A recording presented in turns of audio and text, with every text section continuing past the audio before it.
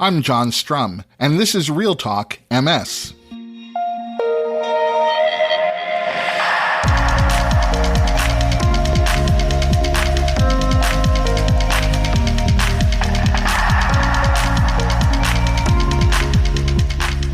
It's May 19th, and we have a lot to talk about.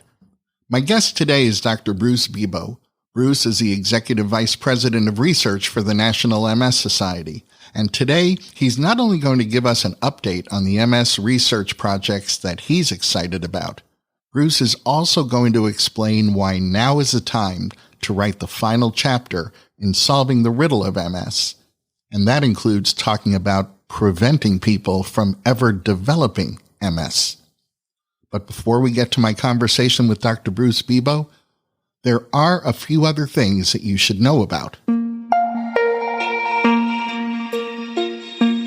If you're a regular listener, then you've heard me interview any number of rehabilitation experts, and you've heard all of them talk about the benefits of exercise and physical activity for people living with MS.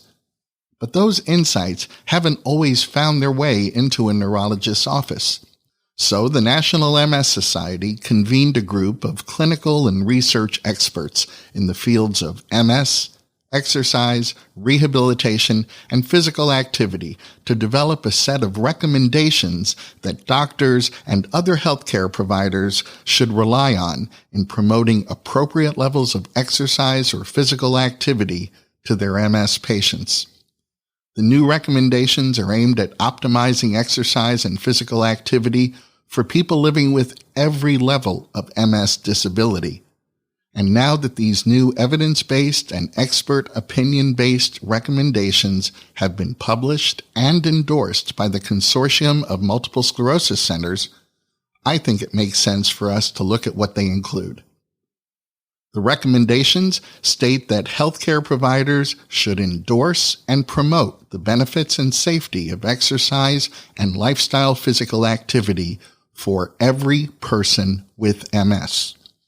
Early evaluation by a physical or occupational therapist or exercise or sports scientist experienced in MS is recommended to establish an individualized exercise and/or lifestyle physical activity plan.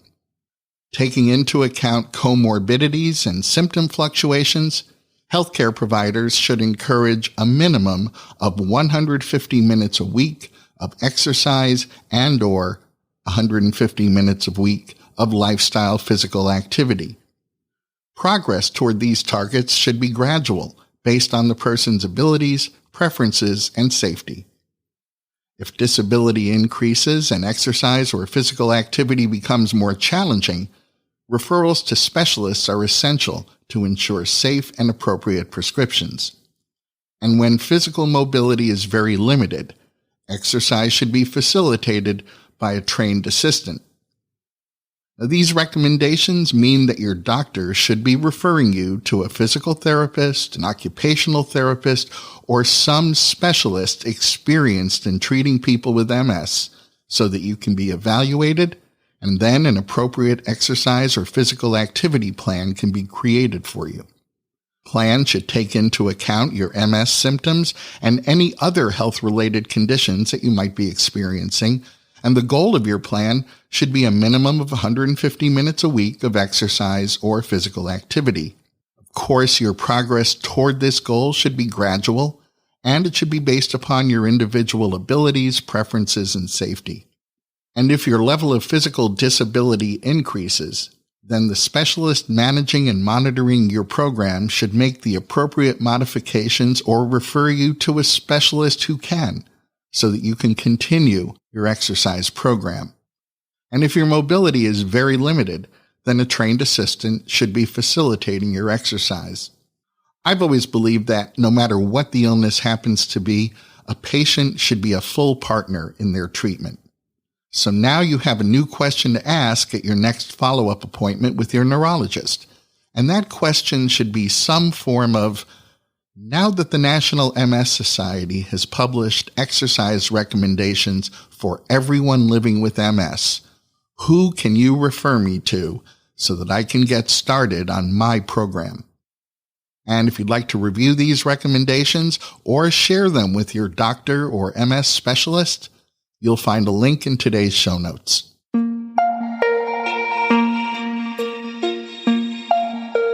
Last week, the National MS Society and the American Academy of Neurology announced that neuroscientist Ian Duncan is this year's recipient of the John Distal Prize for Multiple Sclerosis Research.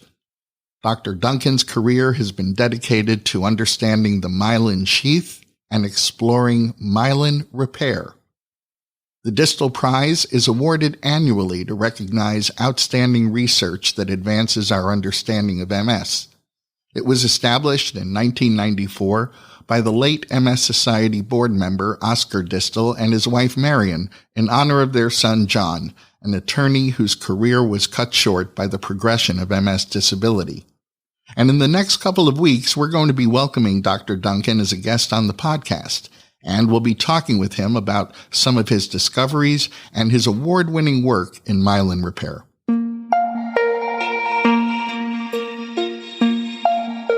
Just a few weeks ago, my guest on the podcast was Dr. Mitzi Joy Williams. Dr. Williams is an MS specialist, a researcher, and an author whose particular expertise lies in understanding MS in underserved and ethnic minority populations. One of the things that Dr. Williams and I talked about is how MS affects African Americans differently than Caucasians. Well, in a small study, a research team from the University of Texas Austin School of Nursing conducted face-to-face interviews with 19 African American women to better understand their experiences living with MS. The research team reported that collectively, the women held three major, what I would call perspectives about their MS. No one could believe I had MS. It's tough living with MS, and you have to keep going. Many of the women said that their MS diagnosis was a surprise to them and to their doctors because many people in the African American community still believe that MS is a Caucasian disease. This belief typically led to delays in getting a confirmed MS diagnosis, while doctors looked for other diseases more typical of African Americans. The women indicated that living with losses related to social and family activity, independence, and employment were especially challenging for them, and they identified their faith, coming to grips with their diagnosis, and adopting healthy behaviors as key strategies for dealing with MS. The women also said that pushing forward and working through the challenges of MS preserved their identities as strong Black women, which is a culturally important construct in the African American community. The research team concluded that further research is needed to explore the interactions of culture with coping strategies and to aid in the development of useful and valued resources and supports for African Americans living with MS. If you'd like to review the details of this study, you'll find a link in today's show notes. At first glance, the things we've been talking about today all seem pretty different, from exercise to myelin repair to the experiences of African American women who are living with MS. But all of these very different topics have one thing in common. All of the conclusions reached by completely different scientists following different research methodologies, they're all evidence-based. They're all the result of rigorous research protocols, and that allows us to have confidence in the outcomes that we discuss on the podcast. To me, research is the thing that allows us to move the ball down the field, sometimes by virtue of making a new discovery, and sometimes by proving that something doesn't work. Research is the careful placing of one foot in front of another as we slowly but surely make our way down that dark corridor that stands between us and our ability to solve multiple sclerosis. My guest today is Dr. Bruce Bebo. Dr. Bebo is the Executive Vice President of Research for the National MS Society, the largest private funder of MS research in the world. And in a moment, we'll talk to Bruce about the research that has him most excited and why he thinks we're at a point where we should be talking about preventing people from developing MS.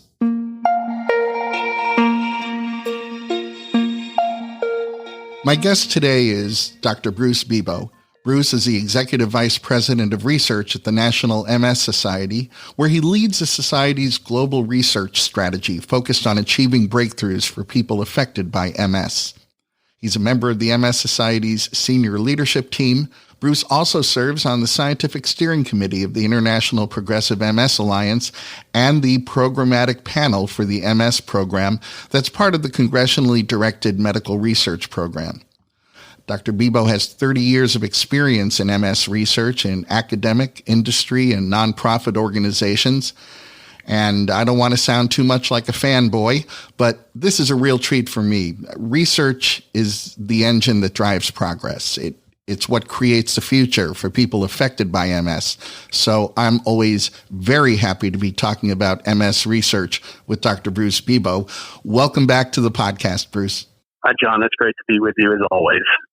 Let's dive right in and let me ask you, in the very broad category of MS research, which projects are you particularly excited about right now?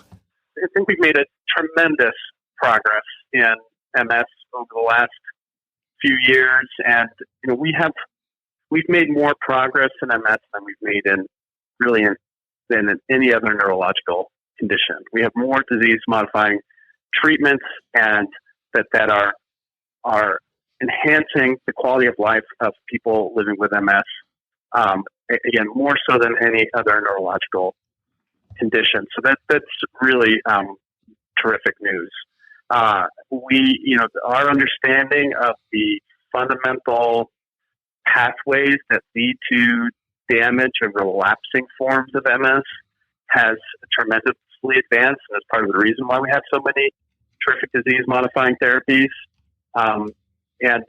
Where the gaps right now are, and where our focus of our research and our research investments are in a couple areas. So one is in myelin repair. We've appreciated over the last 5-6 years that there's an untapped potential of the nervous system to repair itself, and that this potential is exploited in the early phases of MS, but tends to wane or become reduced during as someone advances with MS. And we're learning a little bit more what the reasons for that are.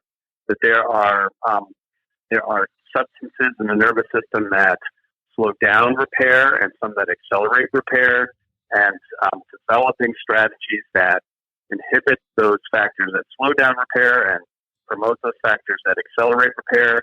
We're making really tremendous progress in manipulating the environment in the nervous system to weigh things towards repair. We've done that in models of MS and even in early clinical trials, showing the ability of certain agents to manipulate the environment and promote repair. So I'm really encouraged about that area of research. I think, as you're well aware, the pathways that lead to progressive MS are a little bit less well understood. I think are more complex and complicated, and is part of the reason why we have less options for people living with progressive forms of MS. But that's changing. Our understanding and knowledge of the pathways that lead to progression are becoming more clear, and we're identifying more targets that can interfere with that progress or with those pathways that promote progression, and a lot of that's been, I'd say, catalyzed by the global collaborative effort to focus resources on progressive MS that has been accomplished by the International Progressive MS Alliance. And then the last area of research that I see really excited about, and I think holds a lot of promise, is the concept that MS may be a preventable disease. And this is a concept that has been tested in other chronic autoimmune diseases like type 1 diabetes, and rheumatoid arthritis, where there are biomarkers and clinical observations and genetic observations that can identify people that are at high risk for developing those autoimmune diseases, and some early findings that interventions in people that are at high risk for those diseases can greatly delay their onset and maybe in some cases prevent those diseases from happening in the first place. And that concept is now starting to be applied to MS. We are discovering biomarkers that may be able to predict or help contribute to understanding the risk of someone developing MS. We have improved our imaging technology. We are understanding more about the genetics and risk factors for MS.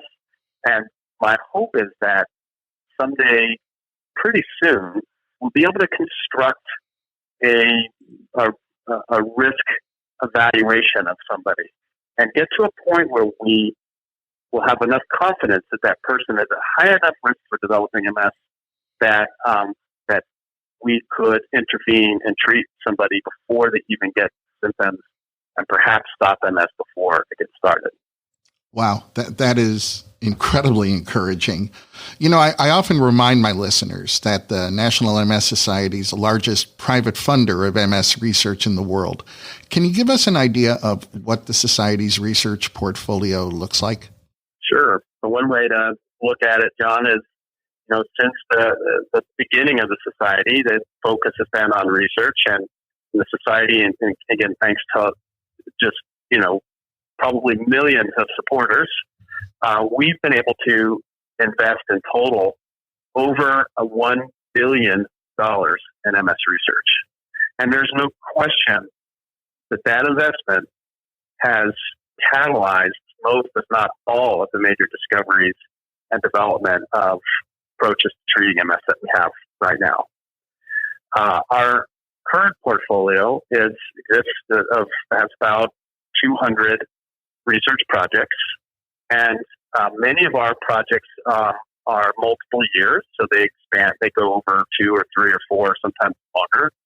And our current multi-year commitment to those 200 plus research projects is about $80 million, and it spans research into stopping MS. So some of the research I mentioned about preventing MS falls into that category. It is focused on research that is advancing our understanding of restoring function in MS, and that's some of the research I mentioned about myelin repair falls into that category. But I'd say other kinds of research around lifestyle and wellness and rehabilitation, and taking advantage of what we're understanding of the brain's ability to rewire itself and manage or rewire around damage in the nervous system would fall into that category. And then ending MS and some of the work we talked about preventing, the work around genetics, identifying risk factors and biomarkers would fall into that category. I want to circle back to something I think I heard you say a moment ago. I know that today there are, 18 or 19 disease-modifying therapies that have received FDA approval, and that number continues to grow. How many of those medications received at least some of their funding from the National MS Society at some stage of their development? Yeah, so it's a great question, and it's not always to draw a straight line.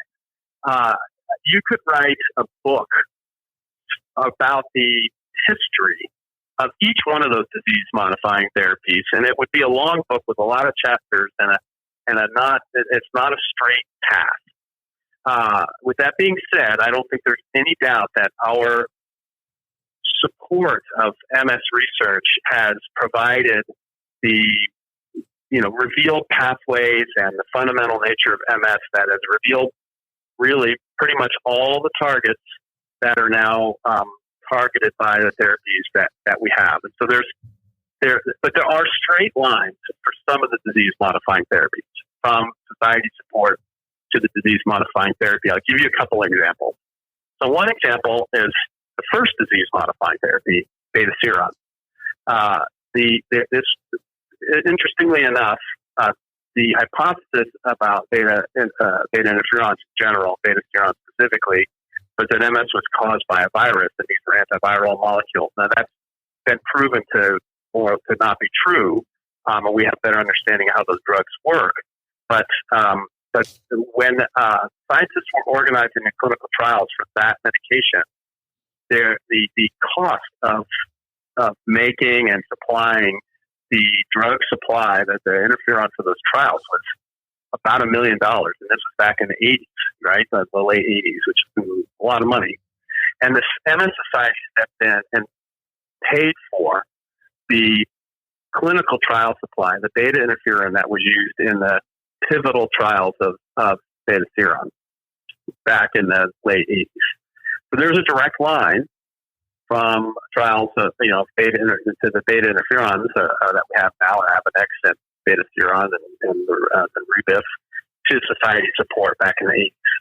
I'd say another direct line that's a little easier to draw is with ocrelizumab or Ocrevus.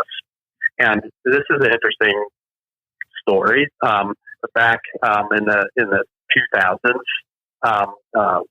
our investigators wrote a grant to the NIH to get support to do the first clinical trial of agent that looks a lot like Ocrevus to the NIH, and they said no. They said we don't think B cells, which is the target of this medication, have anything to do with MS, and they refused to fund it.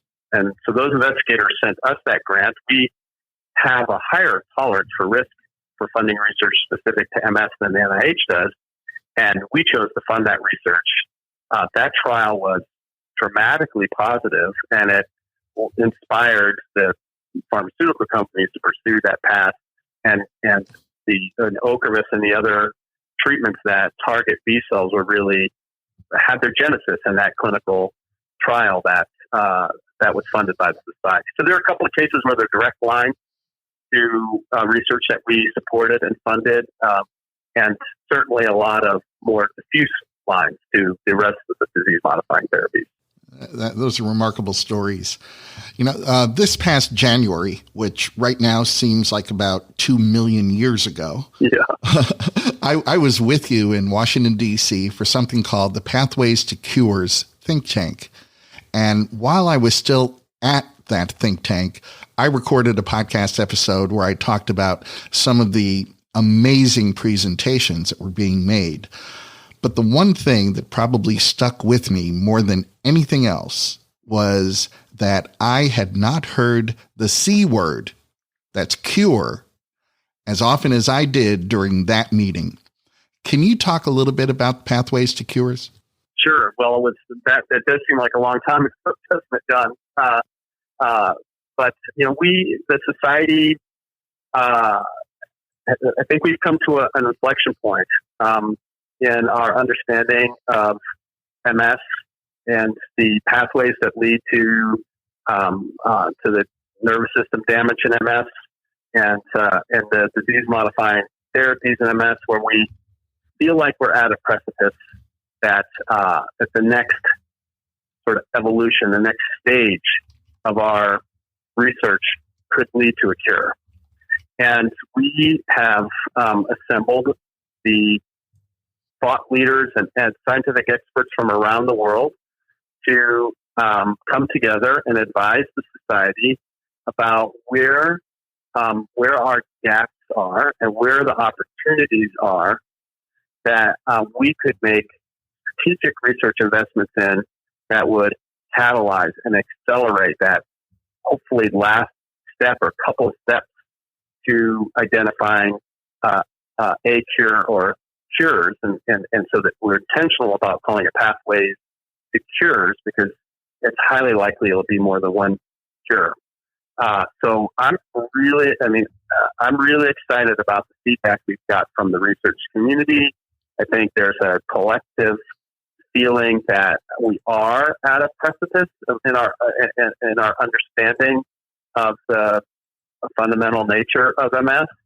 That there is a light at the end of the tunnel, and that we can identify specific areas of research where there may be a gap or an especially interesting opportunity that could be one of, that's maybe not the last step towards, bridging that gap and getting the understanding we need to develop one of the cures for MS.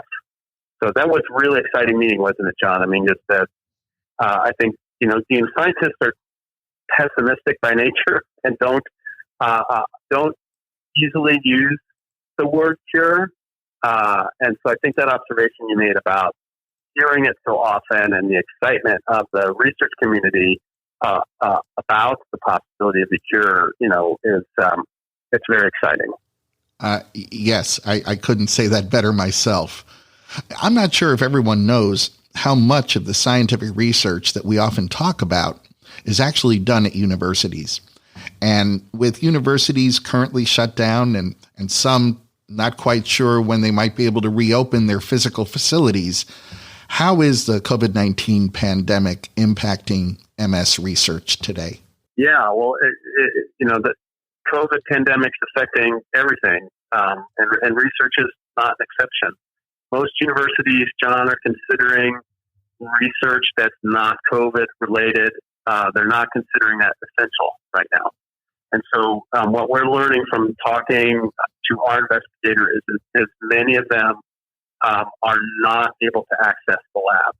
Now, they were able to go in and freeze things down and store their experiments and essentially, if you will, put them on ice. And so most of our investigators are not anticipating any permanent loss of any knowledge or assets that they need to pursue their research. It's sort of, in suspended animation, if you will. And so it's really preventing them or dramatically slowing down the accumulation of new data and new knowledge. Now, with that being said, I think our researchers are not letting this time go to waste. It's pretty rare for them to be able to, be focused on analyzing data that they've already collected, on writing papers to communicate their research findings, on writing grants, on thinking about new hypotheses. Is time away from the grind in the lab and the clinic. I think we may look back upon this as a time where some new insights were gained, some new perspectives became apparent, and so I think that's the silver lining in this. That this little bit of pause, hopefully, it'll be a little bit of a pause away from the lab, will help us find different views and different perspectives and approaches. And again, I think our researchers are using this time to be productive, but they all are itching to get back into the lab again and get things going. Well, Dr. Bruce Bebo, thank you for everything that you continue to do to move us closer to identifying those pathways to cures for MS. And thanks so much for talking with me today. Always a pleasure, John. Thank you. That's going to wrap up this episode of Real Talk MS. Real Talk MS is powered by the National MS Society. And as we make our way through the days and weeks ahead, I hope you'll share this podcast with others who might also gain some benefit from listening. You can share this episode of Real Talk MS by letting people know that all they have to do is point their web browser at realtalkms.com/142. That's realtalkms.com/142. And you'll find that link in today's show notes so you can easily copy and paste it right into your email or text. I don't think I have to tell anyone listening to this podcast that the COVID-19 pandemic has intensified and in some cases multiplied the challenges of living with MS. From having difficulty affording MS medications, to adjusting to increased isolation, to coping with the added uncertainty of wondering how you or your family might be personally affected by COVID-19. More than ever before, people living with MS need access to reliable information, support, and connection. We're witnessing that even during a pandemic, MS doesn't stop, and neither does the National MS Society. So they've established the National MS Society COVID-19 Response Fund, to ensure that the society can continue meeting the urgent and expanding needs of the MS community during these unprecedented times. During the pandemic, we've seen the MS Society create virtual programming and support groups so no one has to face MS alone. They serve as a reliable partner to navigate the challenges of COVID-19 and MS. They've created resources and provided information so that healthcare providers can deliver the very best care to their patients. They've continued to amplify the voices of the MS movement to influence important policy decisions, and they've never stopped advancing research to find cures for MS. That's why I'm asking that as we're able, each of us steps up and supports the National MS Society. To donate, simply text the word GIVE to 68686, and you'll get a link right to the MS Society's COVID-19 Response Fund webpage. Or if you prefer, I've created an online shortcut to get you to that same webpage. So just visit realtalkms.com/COVID-19 Response Fund and make your donation. So just to review, you can text the word GIVE to 68686, or you can point your web browser at realtalkms.com/COVID-19 Response Fund. And COVID-19 Response Fund is all one word. But however you choose to contribute, please contribute today. It's never been more important. I'm John Strum. Thanks for listening. Stay safe and make healthy choices.